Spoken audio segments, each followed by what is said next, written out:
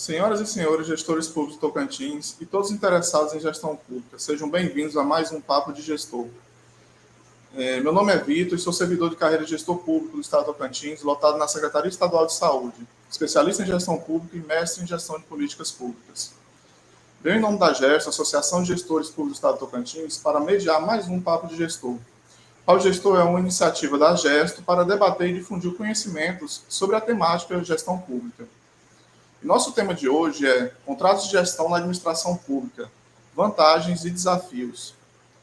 A Associação de Gestores Públicos do Tocantins, a GEST, acredita que este ambiente de discussão contribui com o desenvolvimento do Tocantins e esperamos possibilitar aos gestores públicos e ao público em geral informações sobre o tema Contratos de Gestão.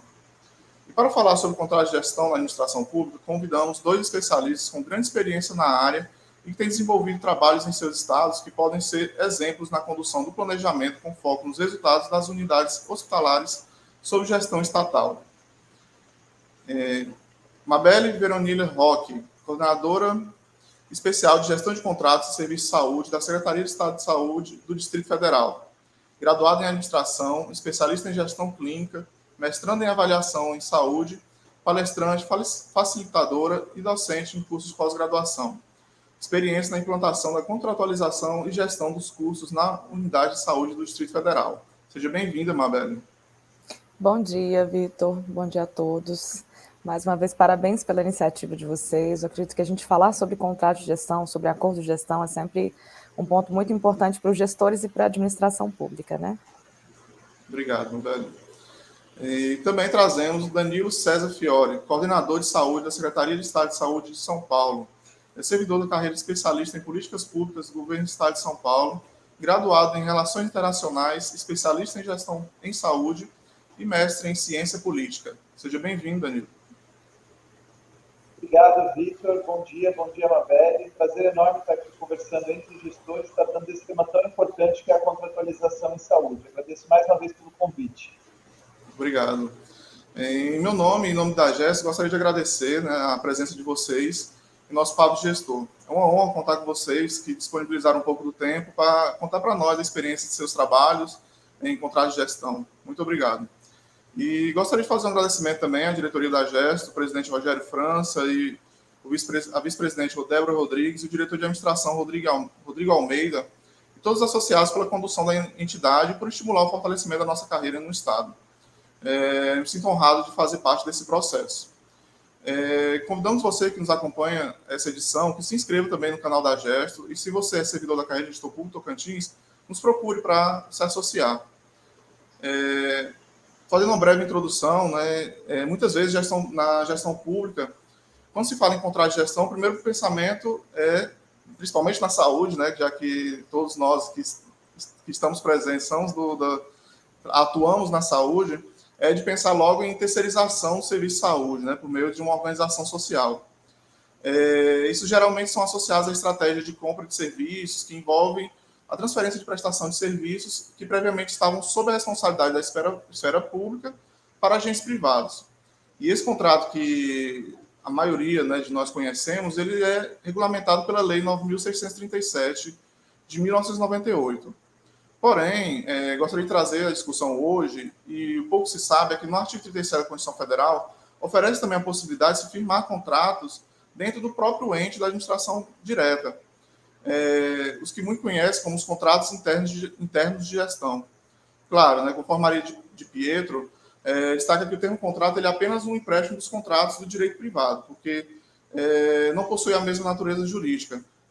E talvez até por conta disso, talvez para dar uma maior clareza no artigo 37, o governo federal recentemente publicou a Lei 13.934 de 2019, que regulamenta o termo contrato referido nesse parágrafo 8º do artigo 37, denominando como contrato de desempenho.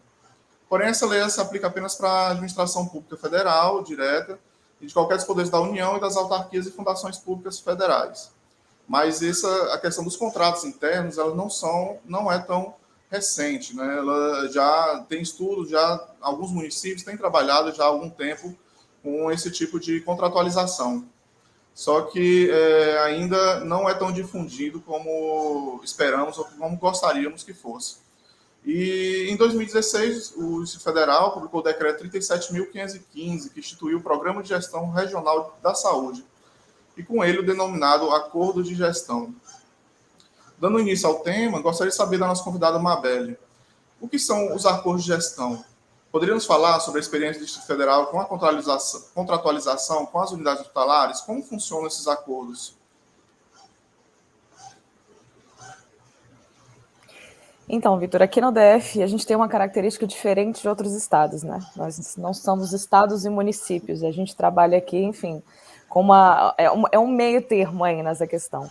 E a gente tinha aqui 15 coordenações regionais na estrutura da saúde. Então, o que a gente percebia? Que havia uma despadronização nos serviços, cada coordenação fazia da sua forma, não havia um alinhamento com a gestão central. Esse decreto ele vem para instituir esse programa e o grande foco dele é um modelo de gestão regionalizada.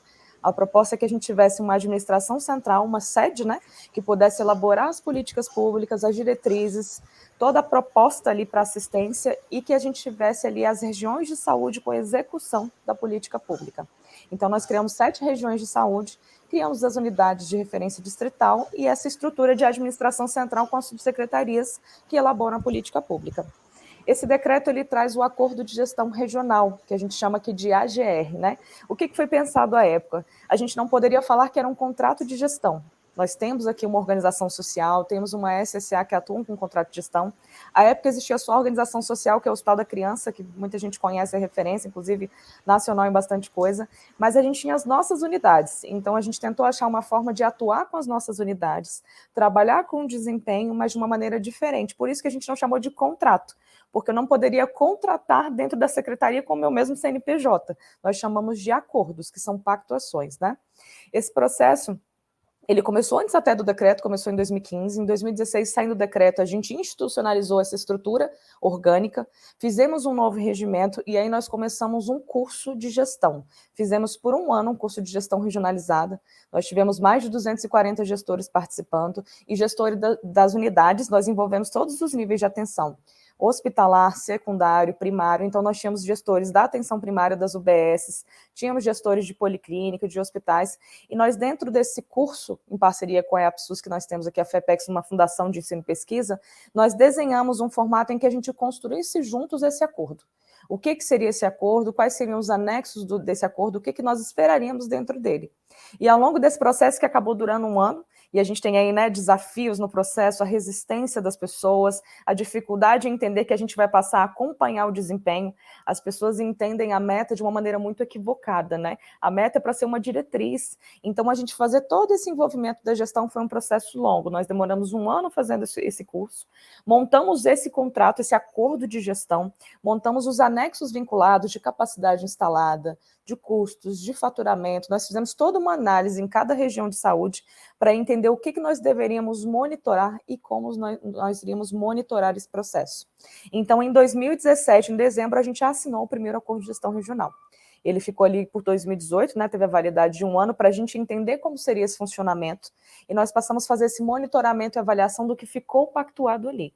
Então, esse acordo nada mais é do que uma representação de um contrato de gestão, mas vinculado para as nossas unidades internas nessa contratualização interna, né?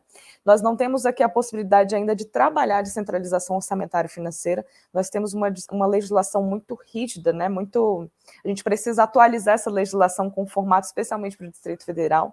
E aí nós trabalhamos dentro desse acordo, num primeiro momento, com algumas metas, com algumas pactuações. Fizemos pactuações de planos de trabalho, de processos de trabalho, mas também fizemos pactuações de meta. Então, a gente teve aí uma evolução, nós fizemos esse acordo em 2018 e foi evoluindo, né? Cada ano vem num formato diferente. E aí, no ano passado, 2020, nós fizemos um novo formato que a gente começou a trabalhar por rede de atenção à saúde. Nós temos as redes, né, rede cegonha, rede, enfim, DCNT, doenças crônicas, rede de PCD. Então, nós fizemos indicadores, pactuações vinculadas dentro das redes temáticas de saúde, e acrescentamos indicadores de regulação, de odontologia, coisas que a gente entendia que eram relevantes naquele momento. Então, hoje nós temos um contrato, né, um acordo com 49 indicadores que a gente monitora sistematicamente. Nós criamos todo um processo de colegiado, que eu acho que foi o melhor, assim, o mais importante do processo da contratualização. A gente entender como é que funcionaria esse contrato e para que serviria a informação que ele traz, né? Nós precisaríamos trabalhar aquela informação de alguma forma. E aí, dentro desses colegiados de gestão, nós temos hoje, quadrimestralmente, um momento em que a gente vem com os gestores da região de saúde, junto com os gestores da administração central, e a gente discute esses indicadores. E aí a gente consegue entender o que está indo bem, o que não está, e quais ações dentro da política pública, quais ações a gente precisa tomar para que a gente tenha resultados diferentes. Então, de uma maneira muito resumida, porque é um processo imenso e muito longo, hoje os acordos de gestão representam para a gente uma evolução na gestão por resultados. Nós falamos muito sobre isso, que a gente precisa fazer uma gestão por resultados. A gente precisa evoluir no conceito de, né, tomar decisões por percepções e tomar decisões baseadas em evidências, baseadas em fatos e em dados.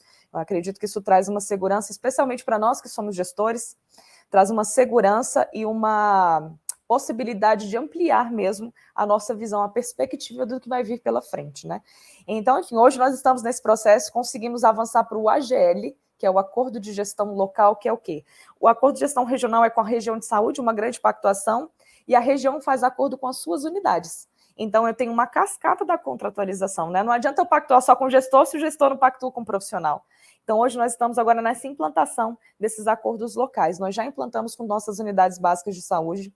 Hoje, nas 175 BESs, nós fazemos o monitoramento do acordo de gestão local.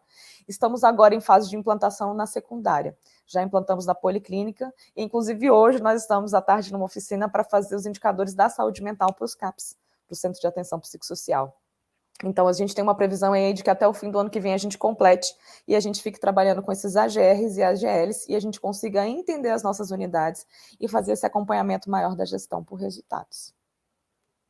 Muito bacana. Bem legal mesmo, hein? Obrigado, Mabel. Agora vamos para o Danilo. A experiência de São Paulo ela é anterior, né? Em 2008 foi instituído os chamados contratos-programa, que é um instrumento formal registrado em cartório que estabelece metas de produção, qualidade e eficiência para os hospitais públicos de São Paulo. Poderíamos falar sobre a diferença entre esses contratos, os contratos de gestão propriamente ditos com as OS, e porque assim, observo semelhanças também, né, como a questão da definição de metas, indicadores, desempenho. Poderia falar sobre a experiência de São Paulo com essa contratualização com as unidades hospitalares e como funcionam esses contratos e as dificuldades para a sua manutenção? Olha, Vitor,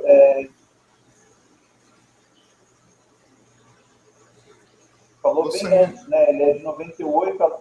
Oi, tá me ouvindo? Vocês me ouvem? Me ouvem? Oi, sim. Muito interessante a pergunta, porque o modelo de contrato de gestão ele é anterior, né? Como você bem colocou, ele é de 1998. A lei de contrato de gestão com OS do Estado de São Paulo ela é muito próxima, cronologicamente, da lei federal, a 9637 que você citou.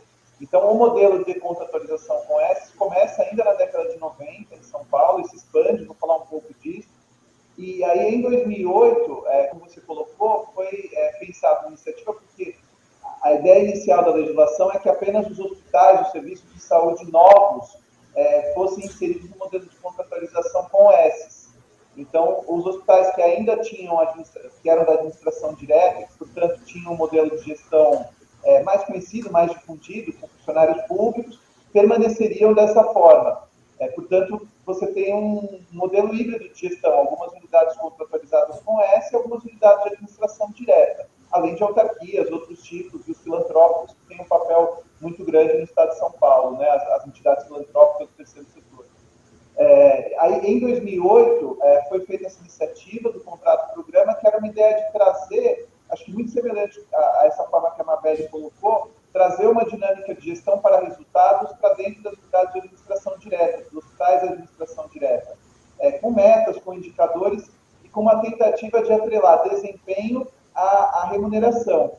No caso, era um percentual a mais de orçamento dedicado a essas unidades que elas poderiam usar, seja internamente para, por exemplo, melhorias na ambientação, pequenas reformas, ou para capacitação dos servidores, algo do tipo, né? Assim, para utilização no seu quadro de funcionários, dos seus servidores daquele hospital. Como eu falei, essa iniciativa, você comentou, é de 2008, é cerca de 10 anos depois. Penso que os principais desafios dela, eu estou aqui na Secretaria, nós temos duas coordenadorias voltadas mais para assistência, né? A coordenadoria de serviços de saúde, que são esses hospitais de administração direta, cujos contratos e programas estão nessa coordenadoria, e tem a nossa coordenadoria aqui, que é a coordenadoria de gestão de contratos e serviços de saúde, que é a coordenadoria que faz o acompanhamento das OS, que é a coordenadoria em que eu estou nesse momento. Então, tem essa divisão, né? Uma coordenadoria para administração direta, uma coordenadoria para acompanhamento dos contratos de gestão.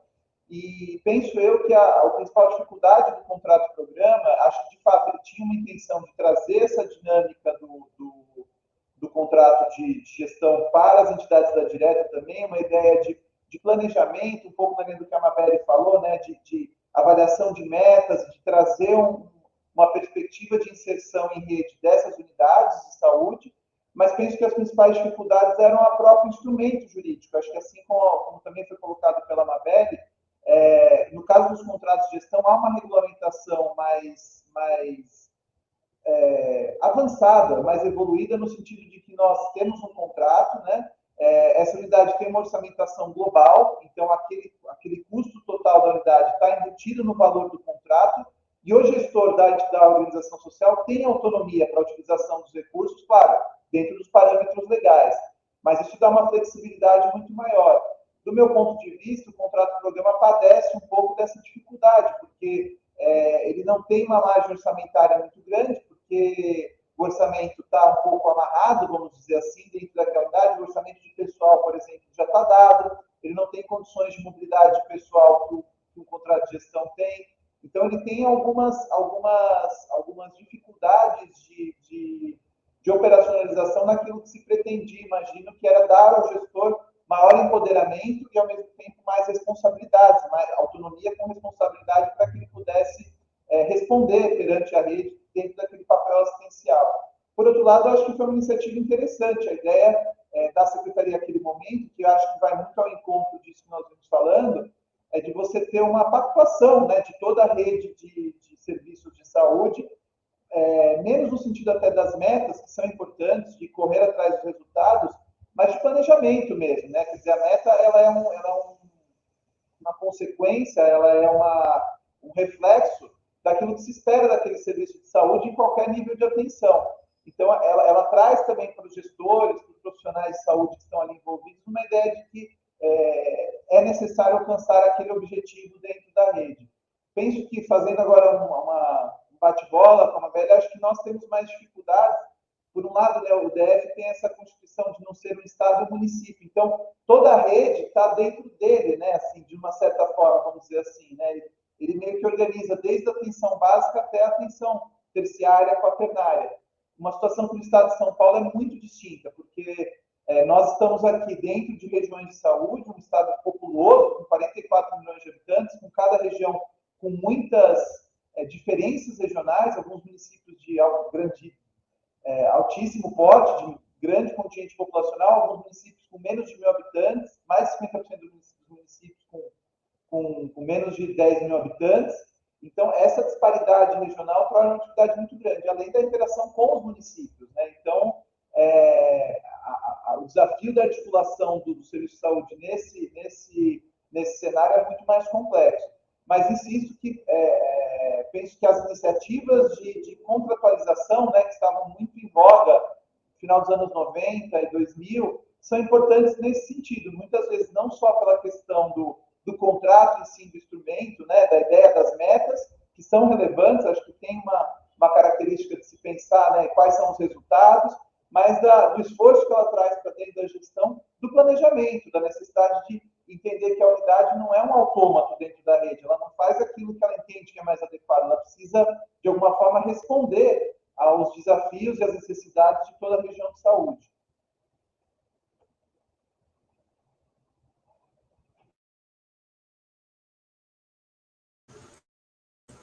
Imagino quanto deve ser difícil essa questão das regiões de saúde, né, em São Paulo, pela quantidade, tanto que é populoso, né, o estado, porque Tocantins temos algumas regiões de saúde com 200 mil habitantes, né, somando a população de todos os municípios, e já é difícil conseguir interagir com com os municípios dessa região, sabe?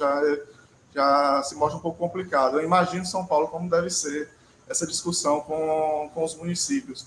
E o bacana dos acordos, né, dos contratos de gestão, dos acordos de gestão e dos contratos de programa, essa questão de definir justamente de dar um norte, né, para os gestores, né, dar um parâmetro, o que ele vai seguir, o que ele tem que fazer. Porque muitas vezes vemos gestores, eles chegam nas unidades hospitalares, não sabem por onde começar, né, não sabe como fazer, por onde iniciar, porque dentro da unidade hospitalar tem várias nuances, né, são várias. Tem que lidar com questão de RH, que tem a parte dos administrativos, tem a parte da equipe multiprofissional, e é bem assim, vamos dizer assim, melindroso trabalhar em unidades hospitalares nesse sentido.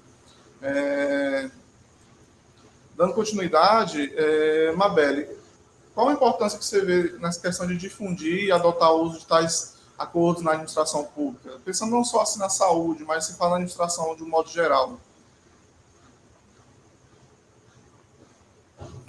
Bom, Vitor, eu acredito que a gente tem, enquanto gestores públicos, enquanto gestores de maneira geral, isso vai para além da gestão pública, nós precisamos pactuar, alinhar as expectativas. Eu acredito que a gente, por muitas vezes, a gente falha muito na nossa comunicação como gestor, sabe? A gente tem, claro, as nossas perspectivas, as nossas diretrizes, a nossa visão, mas a gente não compartilha isso com a nossa equipe. E aí, quando eu falo de uma estrutura pública, a gente começa a ter mais dificuldades ainda. Eu não sei bem da realidade de São Paulo, Danilo pode dizer para a gente até conhecer, mas assim, aqui no DF a gente tem uma rotatividade nos cargos de gestão pública imenso. A gente tem uma rotatividade muito grande no cargo de secretário de saúde. Aí, naturalmente, quando muda o secretário, mudam os secretários adjuntos, mudam os subsecretários, mudam os superintendentes das regiões. Então, assim, essa rotatividade, ela traz uma dificuldade muito grande na gestão da gente perpetuar o que foi pactuado. As nossas diretrizes, a gente faz um treinamento, faz uma capacitação. Quando você está acabando a capacitação, a gente tem uma saída ali das pessoas. Esse curso que a gente fez de 1 ano na implantação, 50% dos gestores, a gente teve rotatividade. Então, assim, na prática, é muito difícil a gente trabalhar com essa comunicação, com esse alinhamento das diretrizes no dia a dia, especialmente com quem está na ponta. Então, eu acredito muito que, assim, eu sou uma apaixonada pela contratualização, né? Já parte daí. Meu objeto de mestrado, inclusive, foi a contratualização interna. Sou apaixonada pelo formato dos acordos de gestão, dos contratos de gestão. Eu acredito muito que a gente precisa entender esses instrumentos de gestão por resultados, para resultados, de uma maneira mais ampla.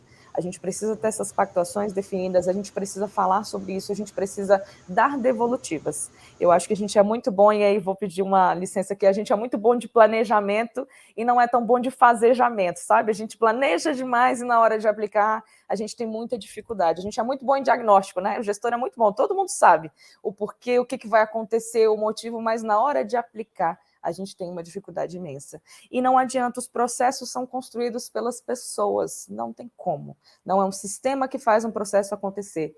Eu acredito muito na ideia de que não adianta institucionalizar políticas, não adianta você fazer um decreto, não adianta você fazer uma portaria. Não é assim que se institucionaliza resultados. Não é. A gente precisa falar dos comportamentos dos gestores, dos comportamentos das equipes, a gente precisa falar de cultura.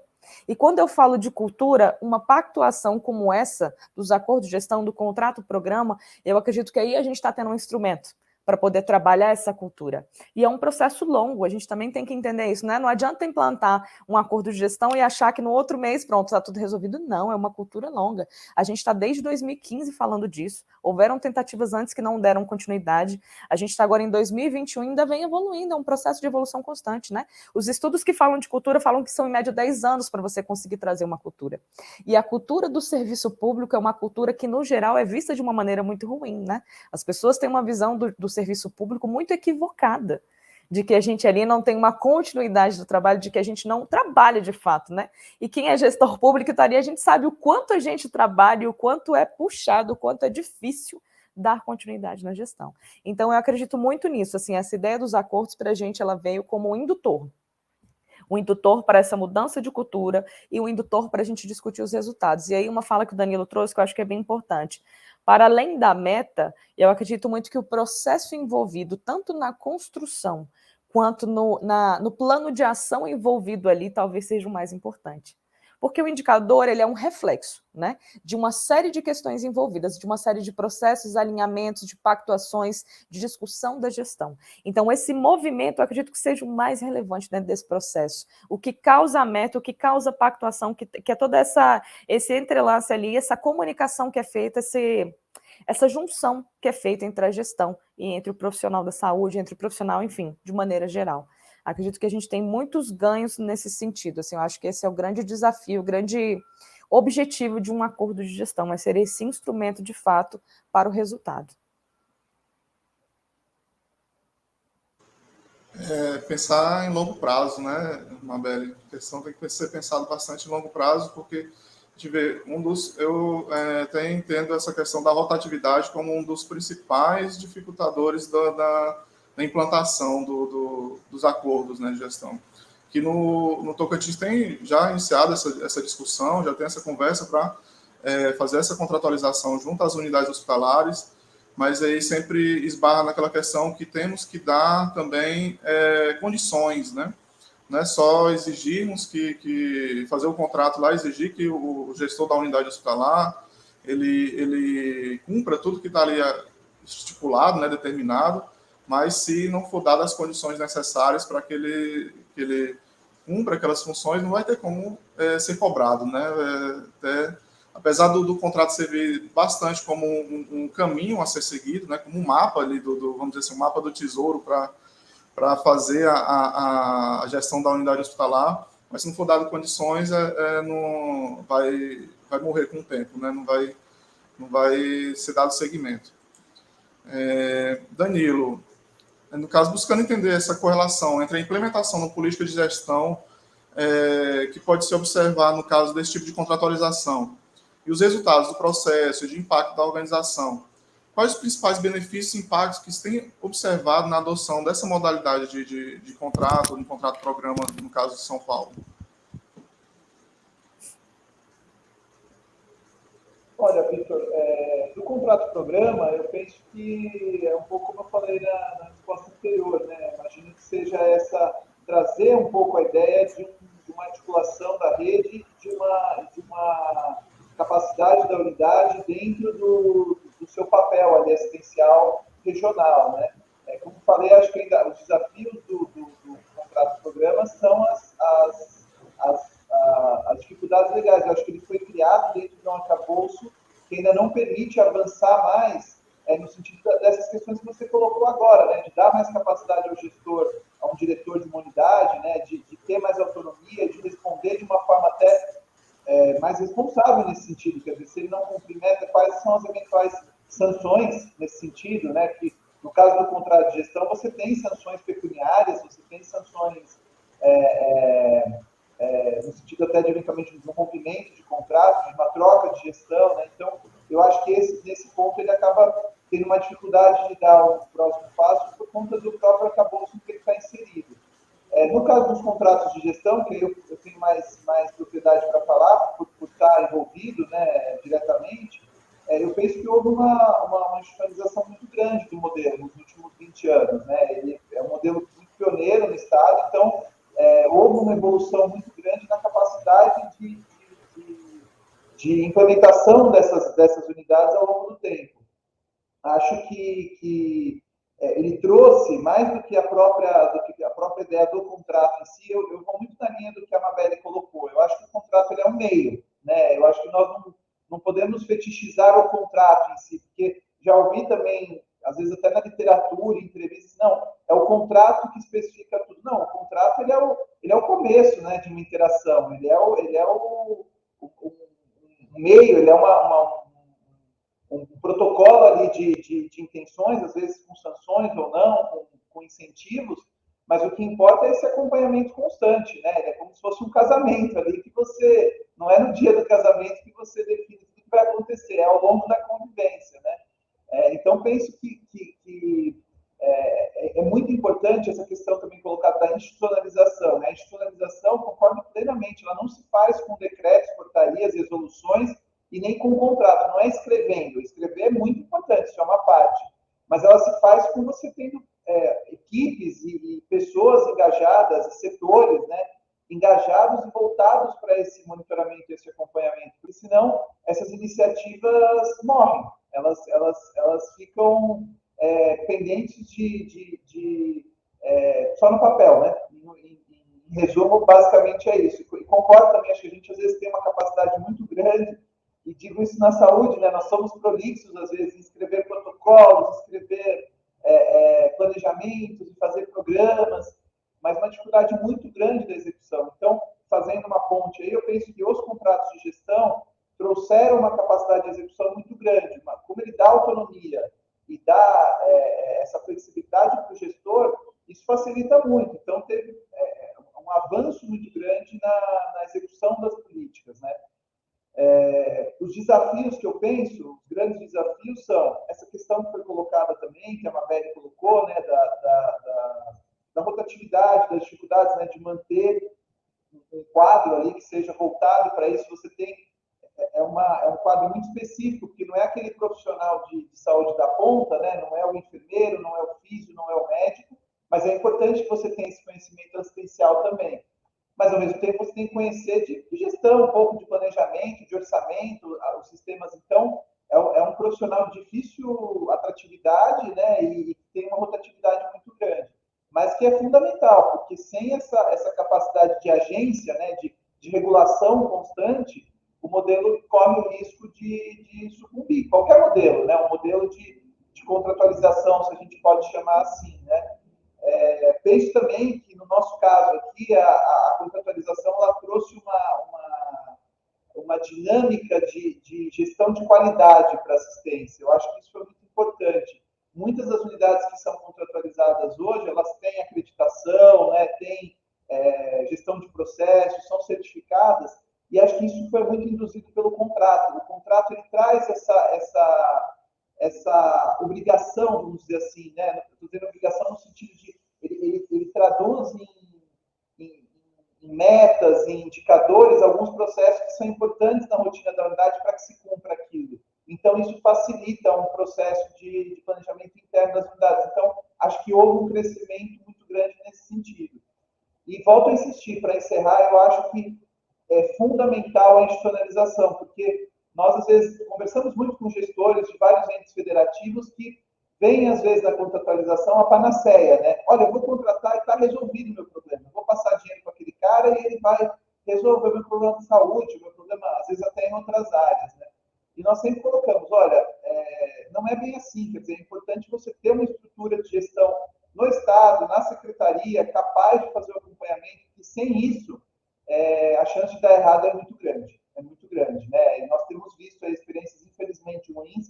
Acho que qualquer iniciativa de contratualização, de planejamento, de gestão para resultados, não pode prescindir de um fortalecimento da área meio responsável por esse acompanhamento, por esse monitoramento, por essa avaliação constante dessas unidades, desses entes, desses órgãos que estão sendo acompanhados e geridos na ponta, né?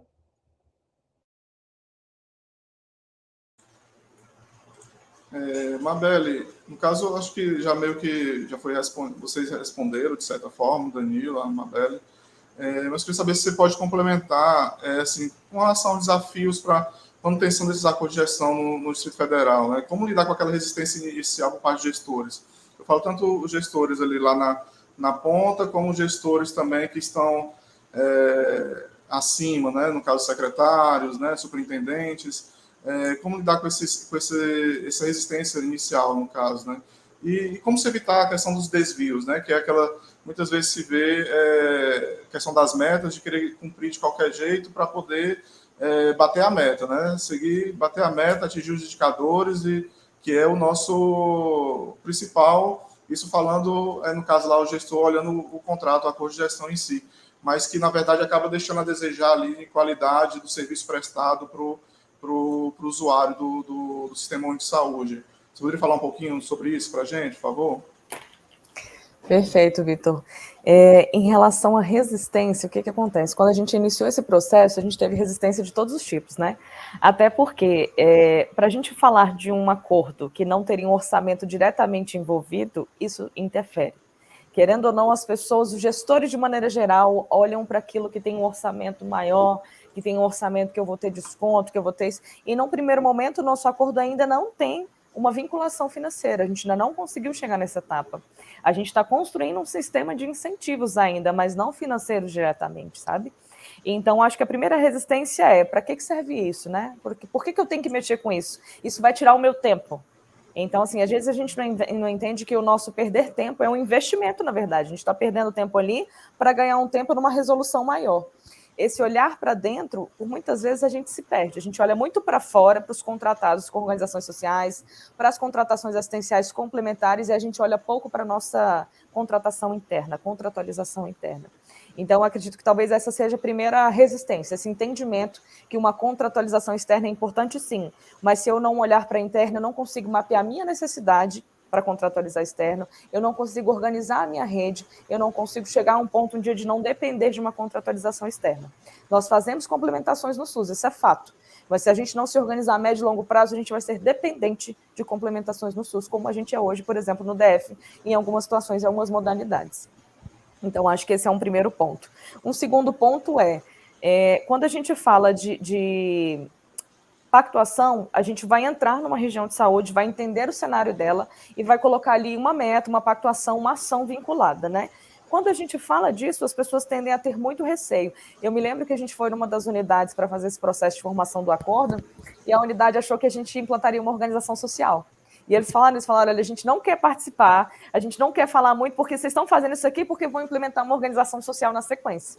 Então, os servidores, eles têm muito receio da organização social, né? Do que vai acontecer, de como eles vão ficar. Então, essa comunicação, ela precisa ser muito clara, muito objetiva, para que eles se sintam envolvidos no processo e entendam qual é o objetivo também da contratualização interna. Senão, eles entendem que a gente está usando aquilo como meio para preparar para uma terceirização, uma quarteirização ou qualquer coisa do tipo.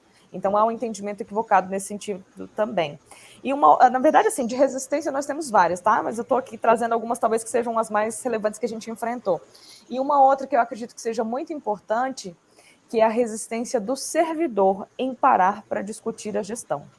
A gente tem um servidor na ponta e ele é tão envolvido, é tão sobrecarregado com tantas coisas. E aí eu vou usar o exemplo da Covid, né? A gente, mesmo em meio ao Covid, a gente continuou monitorando os resultados. Claro que a gente abre mão de metas que não faziam sentido. Por exemplo, ação coletiva. Não é o momento de fazer ações coletivas na atenção primária. A gente está no momento de distanciamento, né? Então, a gente teve ali que conseguir trazer o que era relevante. A gente continuar olhando o tempo médio de permanência, taxa, enfim, de ocupação, algumas coisas que eram relevantes para a gente continuou monitorando. E, por vezes, alguns servidores traziam essa ideia de, olha, mas a gente está tão ocupado, a gente tem que parar mesmo para falar da gestão, a gente tem que parar mesmo para discutir resultado. Então, eu acredito que essa seja uma das maiores resistências que a gente tem e a gente vai quebrando aos poucos quando a gente consegue ver que uma discussão trouxe uma ação que vai gerar um resultado lá no processo que ele está fazendo, no processo que o está sobrecarregando. Então, essa sequência ela precisa acontecer também. E aí eu acho que a gente precisa trabalhar muito a devolutiva.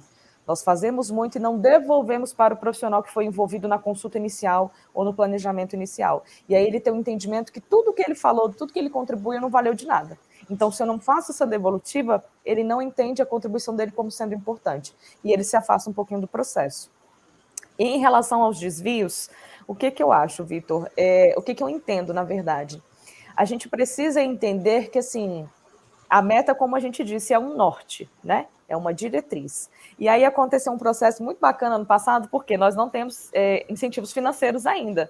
E ano passado, como a gente vem crescendo muito com o acordo, a gente entendeu que isso tomou uma proporção, o servidor da ponta já sabe o que é o AGR, o AGL, fala do acordo de gestão e se envolve e tal. A gente quis reconhecer as regiões de saúde. Nós colocamos um prêmio lá, Prêmio Contratualiza SES. Criamos um prêmio, e aí o objetivo foi, a gente colocou alguns critérios de batimento de metas no sentido de proporção, de aumento, né, proporcional a cada região de saúde, obviamente, e nós trouxemos todos os gestores para um auditório, fizemos um certificado, e aí eu vou trazer um pouquinho do que você disse, né, na tua fala, Vitor. Eu entendo muito que a gente tem que começar com a condição que a gente tem. A gente às vezes espera o mundo ideal e ele nunca vai chegar. A gente nunca vai ter as condições ideais para começar nada na saúde, no meu entendimento, porque sempre vai faltar orçamento, sempre vai faltar recursos, sempre vai faltar equipamento. Então, a gente entendeu que naquela condição real que a gente tinha, um certificado de papel bonitinho, impresso, e uma cerimônia para chamar o gestor, o superintendente ali na frente, valorizar a equipe, seria uma forma de reconhecimento. E vocês não têm noção de como isso foi importante. Foi um incentivo que a gente trabalhou emocional, de valorização, e ele teve um impacto assim imenso na ponta. Os gestores pegaram esses certificados e levaram e colocaram na parede, fizeram cerimônia, trouxeram gestores, e isso gerou uma competitividade que a gente entende como positiva. Aí vem a questão do desvio, né? Acho que a gente tem que ter um cuidado muito grande quando a gente fala de meta, por quê? Para não criar uma rivalidade entre as unidades. Essa é sempre a fala que a gente faz, a rivalidade não é interessante. Não adianta uma região estar bem e a outra não. Eu preciso que as duas andem bem. Então, esse momento dessa competitividade, promover um benchmarking das ações, eu acredito que é uma forma de não perder o foco. De que a gente, se tem uma região que está indo muito bem num determinado resultado, vamos compartilhar essa prática? O que está sendo feito lá? Porque eu sou uma Secretaria de Estado de Saúde, eu sou única. As regiões de saúde fazem parte de algo maior. Então, esse entendimento que a saúde pública é algo maior, eu acho que é muito importante e ajuda a combater um pouco desse desvio do individualismo que pode acontecer em algum momento, de maneira que a unidade olhe só para si. Muito bom.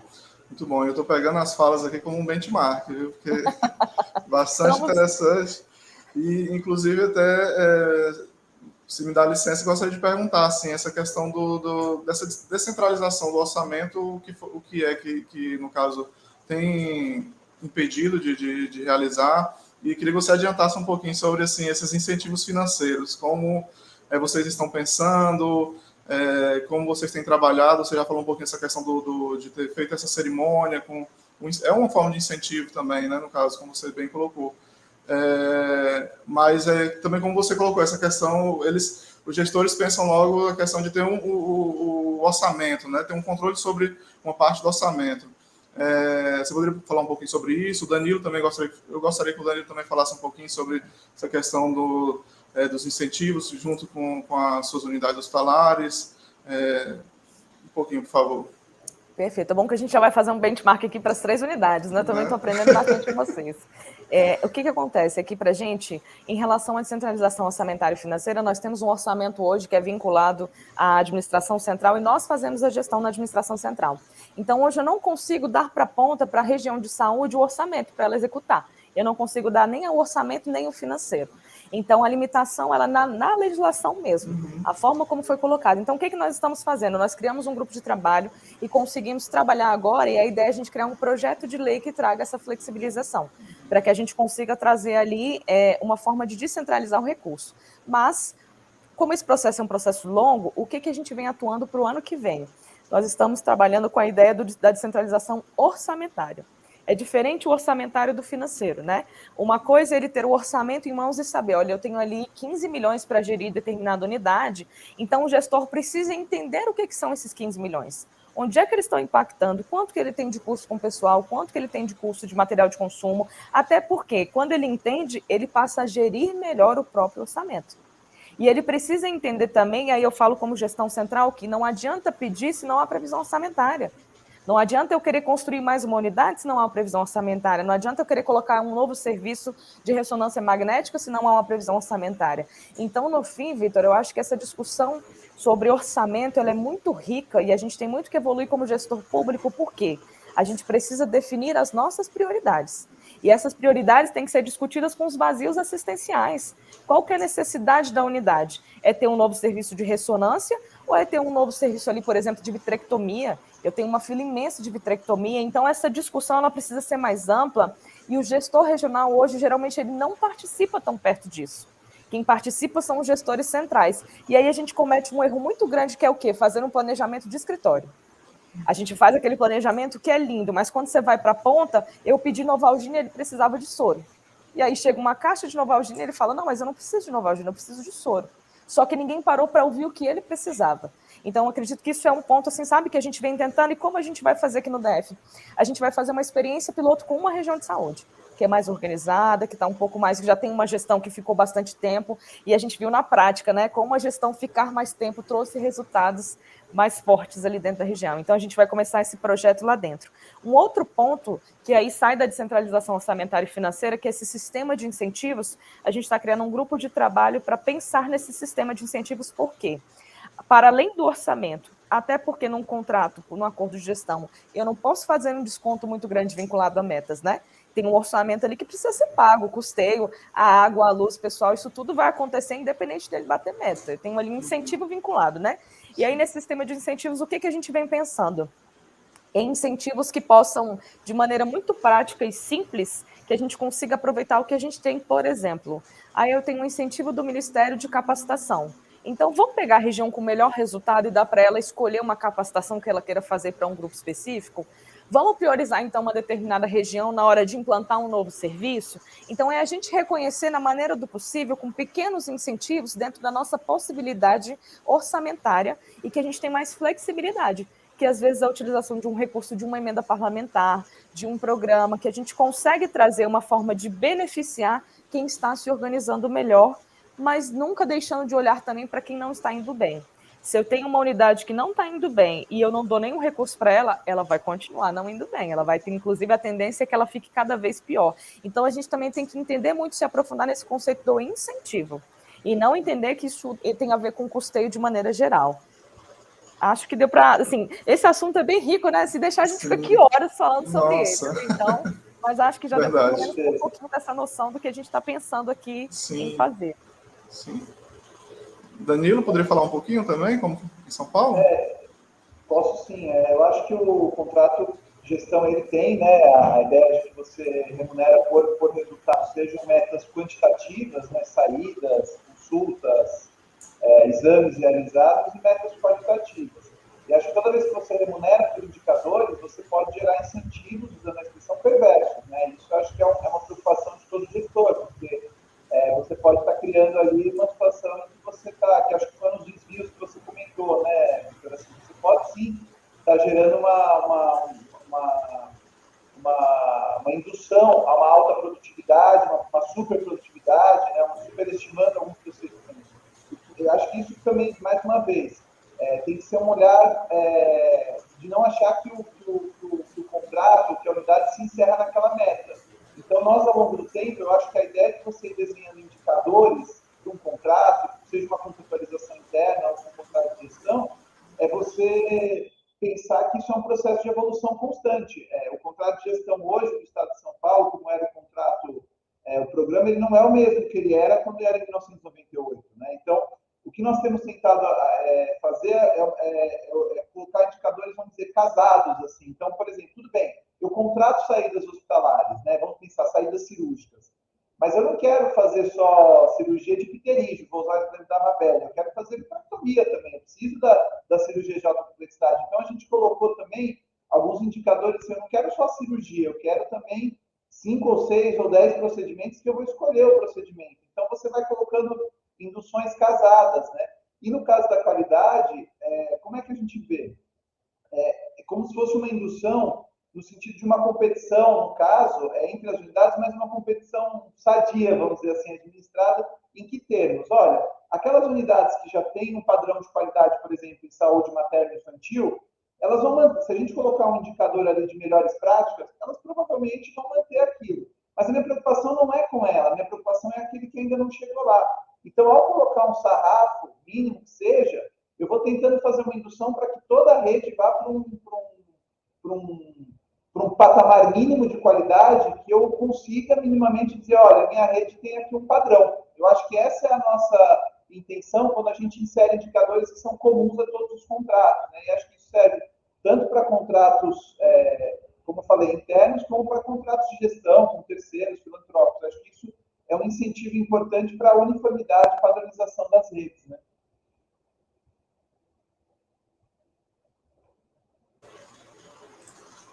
É isso mesmo. E com relação à questão das metas, quando elas são definidas, elas são... depende de cada unidade hospitalar, depende de cada região de saúde, ou elas são padronizadas, há uma padronização, e qual questão da divisão entre os indicadores qualitativos e quantitativos. Essa definição, eu acredito que é muito questão de discutir diretamente com a própria unidade hospitalar, né? Definir essas metas. Como funciona essa conversa? Assim, vocês podem falar para a gente um pouquinho, Mabel, Danilo? Danilo, vou começar. Como é que funcionou aqui, como é que vem funcionando, né? Em relação às metas, a gente trabalha com 2 formatos de indicadores: indicadores de monitoramento e indicadores que são avaliados de fato. A gente trabalha com os indicadores de monitoramento naquilo que a gente não tem uma linha de base. Então, por exemplo, olha, a gente quer começar agora a enxergar como é que funciona o percentual de consultas, enfim, de ortopedia, de percentual de consultas de alto risco, e a gente não sabe quanto eram essas consultas. Esse indicador a gente põe como indicador de monitoramento. A gente faz o quê? A gente monitora e vai entender qual é o número que acontece lá dentro, para depois a gente pensar no ano seguinte numa meta. A gente tem que ter bastante cuidado, né, para não criar metas da nossa cabeça. Assim, eu acho que tem que ser 30%, sem referência nenhuma, e aí eu cometo um erro muito grande, acabo expondo a unidade, né? E aí, os indicadores de avaliação, a gente faz o quê? A gente entende a linha de base, os parâmetros do Ministério da Saúde, o contexto da região de saúde, a vulnerabilidade daquela região. Isso tudo precisa ser entendido para a gente definir essa meta. A gente trabalha muito aqui na ideia da regionalização mesmo. Cada região tem um perfil epidemiológico, tem um perfil sociodemográfico, enfim. Então, a gente tem que olhar com muito cuidado para eu não trabalhar a mesma meta de maneira igual. A nossa meta, por exemplo, é induzida pelo Ministério da Saúde de parto normal de 70%. Mas no local, numa unidade hospitalar que eu tenho um serviço de alto risco, eu não posso colocar uma meta de 70%. Então, a gente também, às vezes, pega a meta que é nacional e faz uma divisão entre as unidades de acordo com a situação de cada uma, com o perfil de cada uma. Em relação às metas quantitativas e qualitativas, Vitor, eu tenho uma concepção que o mundo ideal seria se a gente tivesse um acordo só de metas qualitativas. Seria um mundo ideal, a gente olhar a qualidade do serviço. Porém, antes de olhar para a qualidade, a gente precisa enxergar o serviço. Então, por muitas vezes, a gente tem indicadores de implantação de processo de trabalho, indicadores quantitativos para poder organizar o serviço e entender ele para depois a gente dar uma etapa na qualidade do serviço. Então, por exemplo, nós tivemos um indicador que era a implantação do programa vamos supor aqui, de atendimento à violência. Então, primeiro a gente iniciaria com o serviço de atendimento à violência. Depois a gente começou a olhar as unidades notificadoras. Está todo mundo fazendo notificação de violência? Para depois a gente pensar na qualificação desse indicador. Então, a gente também entende que esse percurso ele é muito importante, porque por vezes a gente já quer ir para a qualidade, mas a gente nem sabe como é o serviço, a gente nem sabe o que a gente quer olhar dentro daquela qualidade. E outros, por exemplo, a gente já tem a clareza, então a gente já pode, de fato, trabalhar com a qualidade. Então, hoje o nosso acordo ele é bem dividido, a gente tem metas quantitativas, tem metas qualitativas, a gente está agora, inclusive, fazendo uma revisão para tentar aproximar, inclusive, os acordos de gestão com os contratos de gestão. Porque a gente teve uma criação dos contratos de gestão, a gente tem hoje uma organização social, né, que é o Hospital da Criança, e tem o IGES, que é uma SSA. Esses contratos foram feitos de uma maneira que hoje eles não conversam com os acordos de gestão de uma maneira adequada. E aí eu tenho numa mesma região de saúde uma OS, uma SSA e uma administração direta. E isso gera uma dificuldade de planejamento, de acompanhamento e de resultados dentro da região. Então, hoje o nosso desafio é esse, é fazer essa implementação de planejar juntos e ter indicadores que possam tanto serem olhados internamente, quanto nas contratualizações externas também. Danilo, pode falar um pouquinho para a gente também? Posso sim. Na verdade, os nossos contratos, eles são contratos, a gente trabalha com minutas padrão, né? Então, de fato, ele tem a mesma matriz, a mesma cara para o conjunto das unidades, o que varia um pouco na linha que a Mabel falou, de acordo com o perfil de cada unidade. Então, tem hospitais, aquela maternidade, ela não vai ter saídas em saúde mental, ela vai ter só saídas obstétricas. Se for um ambulatório, ele não vai ter saídas hospitalares, ele vai ter só consultas, exames. Mas a matriz do contrato é muito semelhante. Quem faz esse desenho, inicialmente, né, no nascimento do contrato, é a região de saúde. São Paulo tem 17 departamentos regionais de saúde, muito díspares, como eu falei no outro. Você tem o departamento da Grande São Paulo, né, que é a região metropolitana, tem metade da população do estado e você tem departamento de saúde com 500 mil habitantes, né? Então, você tem uma diferença muito grande. Mas a ideia é que cada departamento regional de saúde seja, minimamente, tem ali as regiões de saúde, que seja integral dentro daquele território. E ali aquela unidade vai ter o desenho assistencial dela definido por aquela região de saúde, né, por aquele departamento regional de saúde, e nós fazemos a contratualização. Então, vem ali uma encomenda, que a gente chama um projeto assistencial, então aquele hospital vai ter cirurgias naquele perfil A, B ou C, naquelas especialidades, ele vai ter tantos leitos, ele vai ter tantas... O parque tecnológico dele vai ter uma tomografia, não vai ter uma ressonância, não vai. E isso, vamos dizer assim, esse projeto é submetido e ele fica numa matriz de um contrato de gestão. E aí nós vamos verificar qual vai ser o orçamento dele, qual vai ser as metas que ele vai conseguir atingir dentro daquela estrutura mínima, daquela encomenda que foi feita para aquela unidade. Como eu falei, esse é um processo de evolução constante e as unidades têm um papel nisso, porque nós fazemos avaliações trimestrais com as unidades de saúde que participam. Nós, enquanto órgão central, né, que faz o acompanhamento, que faz os repasses dessas unidades, a região de saúde participa, a regulação, muitas vezes, tem um papel fundamental, e a unidade. A unidade, ela traz também as questões dela, né? Olha, nós temos acompanhado na ponta, isso está funcionando, está muito difícil, está complicado. E isso pode ser pactuado a qualquer momento, uma revisão de metas, uma revisão de indicadores. No caso dos indicadores de qualidade, nós temos um processo evolutivo de trazer novas questões ano a ano. Assim como a Mabel, tem indicadores de todo tipo. Tem indicadores que são, sim, de processo mesmo. No sentido, assim, disponibilizar as consultas no sistema de regulação. Você vai dizer, mas isso é um indicador ainda muito primário, mas é importante, porque para nós é importante que aquela rede, a inserção daquela unidade na rede regional, para nós é algo fundamental. Então, aquilo é um indicador. Desde questões mais assistenciais, indicadores de impacto na saúde, na atenção materno-infantil, na saúde mental, na atividade cirúrgica, taxa de cirurgia por sala. Então, isso vai criando uma série de informações, tentando com que a unidade apresente uma performance, um desempenho importante em termos de metas. Acho que na linha do que a Mabel falou, né?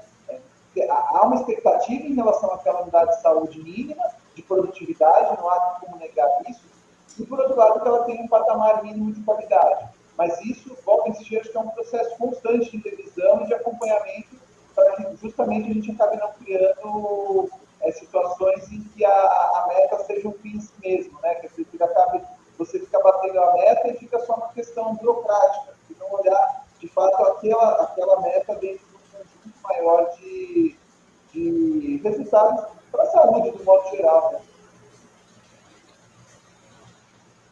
Muito bom, isso mesmo. Assim, eu poderia ficar aqui a manhã toda fazendo perguntas para vocês, que estou adorando aqui pegar esses insights aqui de vocês com o trabalho de vocês em São Paulo, no Distrito Federal. Mas a gente tem que chegar ao fim do nosso papo de gestor e gostaria que vocês fizessem as considerações finais e se possível, incluíssem assim, quais os elementos que vocês sentem falta, que talvez precisaria ser trabalhado nos acordos de gestão, nos contratos programas, e que vocês ainda não tiveram condições de implantar, de acrescentar, ou seja, por alguma dificuldade, seja legislativa ou questão mesmo como posso dizer, de gestão mesmo, dificuldades com relação à gestão. Vocês podem acrescentar isso para a gente, por favor, nas considerações? Danilo, vou começar de novo? Então, Vitor, eu acredito que, assim, de maneira geral, a contratualização ela é um caminho para a gente melhorar o nosso processo, para melhorar a gestão como um todo.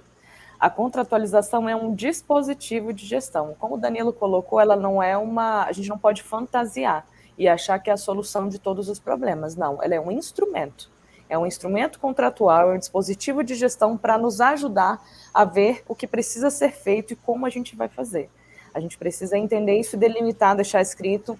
Essa pactuação, inclusive, ajuda nessa rotatividade que a gente tem, né? Uma preocupação que a gente teve foi de amarrar isso no Plano Distrital de Saúde, onde a gente colocou lá a contratualização vinculada para que a gente pudesse ter a certeza que, caso mudasse de novo o secretário ou o governador ou quem fosse estava escrito, precisava fazer e ia ser cobrado. Então, não que ele não pudesse tirar, mas ia ser mais difícil para ele. Então, a nossa ideia foi essa, vamos criar barreiras para que seja mais difícil e que a gente consiga dar continuidade no processo. Então, acho que esse é um ponto muito importante. Um outro ponto não adianta a gente, como gestor, querer monitorar tudo, a gente não consegue. Nem tudo vira indicador. E a gente tem uma tendência natural, quando a gente começa a fazer esse tipo de pactuação, olha, vamos aqui desenhar um contrato e tal, todo mundo quer ver o seu processo lá dentro. Então, todo mundo fala, não, põe aqui indicador disso, põe daquilo. Não tem como.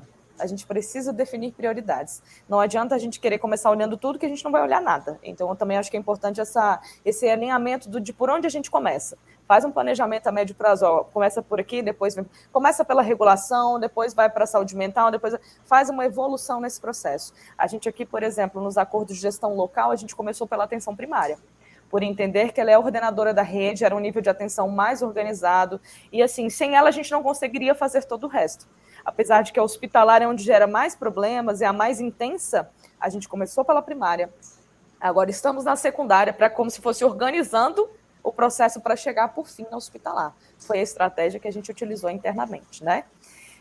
Eu acredito que a gente tem muitos desafios ainda. Um deles, aqui no DF, o maior, talvez seja a descentralização orçamentária e financeira.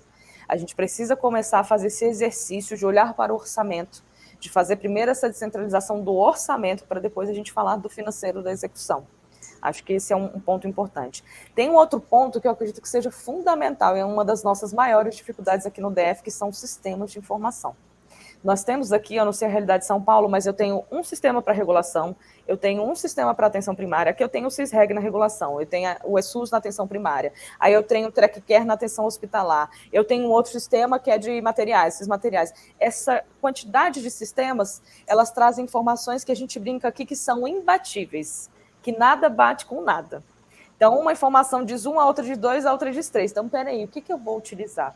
Então, essa delimitação da fonte de informação é muito importante, mas, para além disso, a gente tentar buscar uma integração desses sistemas de informação. É um grande desafio para nós aqui, a gente vem trabalhando muito nesse sentido. É um desafio que, né, não é simples de se resolver, envolve orçamento, envolve uma série de questões, mas eu acho que a gente precisa começar a ter informações mais claras. Um outro desafio que eu acredito que a gente tem que atuar muito também é na notificação nos sistemas de saúde. A gente conversa com um profissional de saúde, por exemplo, ele me disse que fez 50 cirurgias. Quando a gente vai olhar no sistema, no CIA, no SH, a gente vê lá uma informação de 10 cirurgias. E aí eu recebo faturamento por 10 cirurgias. A gente começou a fazer um trabalho de apresentar para os profissionais a produção, para que eles olhassem e falassem, opa, isso não é o que eu fiz. Eu falei, então, meu amigo, você precisa começar a colocar no sistema, senão a gente não consegue avançar. Então, o que eu percebo de maneira geral na saúde, né? A gente faz muito o tempo todo, mas isso não é visto, não é mostrado, e muitas vezes porque a gente mesmo não consegue colocar isso, não há uma cultura de utilização dos sistemas. Quando você chega no hospital privado, a primeira coisa que você faz é eles pegarem a sua carteirinha, fazerem sua guia de faturamento, e tudo ali é lançado no sistema. Por que a gente não gasta esse tempo também, né, um hospital público, de parar, de fazer a nossa GAI bonitinha, faz a classificação, vai lá para dentro, faz um atendimento adequado? Então, eu acredito que a gente precisa começar a informatizar melhor, a lidar melhor com as informações, a qualidade das informações que nós produzimos no SUS. Eu acredito que esse é um processo de evolução para todos nós, e a contratualização ela vem ao encontro de tudo isso, e é um instrumento para nos ajudar a organizar nesse processo todo. Então, assim, de maneira geral, acho que tem várias outras questões, né, da formação, e aí, enfim, mais uma que eu lembrei agora é a formação dos gestores. Gente, como isso é importante. Se a gente não trabalhar a capacitação dos gestores, a gente não avança. A gente pode ter o contrato mais bonito do universo, perfeito, com metas qualitativas, instrumentos funcionando, mas se o gestor não estiver qualificado para conduzir esse processo, ele vai por água abaixo. Então, eu acredito muito nisso também, sabe? Esse perfil do gestor, a qualificação e tudo isso a gente precisa também prever dentro desse processo. Então, assim, de maneira geral, eu acredito muito na contratualização como esse dispositivo. Acho que ela tem que estar bem alinhada com as estratégias de maneira geral. Não adianta também criar um contrato aqui que esteja desalinhado com toda a diretriz assistencial, com todo o planejamento previsto para aquele distrito, para aquele estado. Esses são pontos que eu acredito que a gente tem que olhar bastante para conseguir avançar. Mas, para quem ainda não tem a contratualização implantada, sugiro que tenha. Estamos disponíveis aqui no DF para vocês, né, conhecerem um pouco mais. Também estamos disponíveis para conhecer quem já tem. Enfim, eu acho que esse benchmark é sempre muito importante. A gente cresce muito com essas trocas, né? Essa nossa realidade do SUS, ela é muito específica, então, de fato, ela difere muito da educação, da segurança, então acho que esses momentos são muito importantes para que a gente evolua também. Verdade. E vi muitas semelhanças, viu, Mabel, com relação às dificuldades, principalmente a questão da existência de N sistemas que não se conversam. E esse é um grande desafio mesmo. E pode ter certeza, depois daqui vamos continuar conversando, pode esperar meu e-mail para a gente continuar aí conversando sobre as contratualizações, porque aqui muito nos interessa também, tá bom? Danilo, as considerações, por favor? Victor, eu acho que em relação aos desafios são esses mesmos, né? Os desafios, eu acho que o modelo, aí falar mais especificamente de novo dos contratos de gestão, né? Ele se consolidou no Estado nesses últimos 20 anos, com algumas rotinas, ele se institucionalizou, mas até é uma preocupação que eu tenho externado também, ele ficou bem grande. Hoje nós temos mais de 120 unidades contratualizadas, e isso é um enorme desafio, porque nós aumentamos, né, o tamanho, o número de unidades acompanhadas, mas não necessariamente a gente aumentou a nossa capacidade, a capacidade do Estado de também fazer esse acompanhamento, no sentido de ter esse profissional, de avançar nos sistemas. Eu acho que os desafios são muito parecidos. A questão da interoperabilidade de sistemas, acho que ela está dada, né? Nós temos uma gama imensa. Hoje não é mais a questão os instrumentos tecnológicos estão dados, né? Assim, nós temos capacidade, né, de fazer. O difícil justamente juntar, articular todas essas informações para que propicie uma tomada de decisão melhor, né? Eu adorei o imbatível da Ambev, que é um pouco isso mesmo, né? Essa fragmentação, às vezes, gera falhas na comunicação, né? Gera ruídos, isso. Porque, não, mas eu fiz, mas eu não estou vendo, mas está olhando pelo lado errado, olha por aqui. E perde-se um tempo, às vezes, com isso, sem que você consiga ter, se você já parte da informação correta, você ganha um tempo enorme. Acho que esse é um desafio. O desafio dos gestores é imenso, porque é um desafio, acho que do Estado como um todo, né? Você ter um perfil de acompanhamento que seja menos profissional da ponta, que é fundamental, é importante, né? Os professores, os médicos, os enfermeiros, os soldados, todo profissional da ponta, mas que as áreas meio tenham essa capacidade de acompanhamento, de analisar dados, analisar orçamento. Não é fácil isso, né? Isso é uma coisa muito difícil, analisar indicadores, não precisa ser um especialista em indicadores, mas analisar qual é o papel do indicador, quais incentivos ele pode gerar, ter capacidade de negociação, isso é importante, né? O gestor tem que negociar, isso é algo difícil por dois lados, né? Quer dizer, demanda uma capacitação mesmo, profissional, e as dificuldades que a gente tem digo isso, um pouco com órgãos de controle, né? Que não entendem que isso faz parte um pouco, não é só no papel, o dia a dia demanda de nós flexibilidade, às vezes maior dureza, às vezes maior. Isso é parte de qualquer gestor, seja na iniciativa privada, seja na área pública. Então, já também indo para as minhas considerações finais, assim, Victor, eu aprendi muito hoje, acho que foi uma experiência incrível. Quero parabenizar você, o Rogério, presidente da associação, por essa iniciativa. Acho que ela é fundamental e fico à disposição aqui para receber mais contribuições e, naquilo que for possível, compartilhar, porque todas as vezes que a gente faz, que a gente recebe visitas, ou que a gente faz visitas em outros entes, é sempre um ganho incomensurável, porque a gente traz coisas novas, passa algumas informações que às vezes não estavam claras, a gente fala, pô, a gente não tinha pensado nisso antes, às vezes a nossa rotina, às vezes a gente vai fazendo as coisas por inércia, né? Às vezes alguma provocação de fora, alguma iniciativa, alguma ideia nova é sempre muito boa. Então, quero te agradecer, Rogério, por essa iniciativa, agradecer a Mabel, parabenizar pelo trabalho lá e me colocar à disposição aqui para outras oportunidades também. Muito obrigado. Muito obrigado a vocês. Eu aprendi bastante aqui. Eu acredito que também nossos colegas e as pessoas que forem depois assistir esse papo de gestores vão também, tenho certeza que vão gostar bastante também do que foi disponibilizado, né? O conteúdo, o conhecimento que foi disponibilizado aqui para todos nós. E, sim, muito obrigado, né, por vocês se acompanhar o nosso conteúdo sobre gestão pública e se inscreva no canal do YouTube da Gesta. Se tiver dúvidas, críticas, sugestões, use o espaço dos comentários e nos ajude a espalhar esse conhecimento. E até o próximo Papo de Gestor. Até mais, pessoal.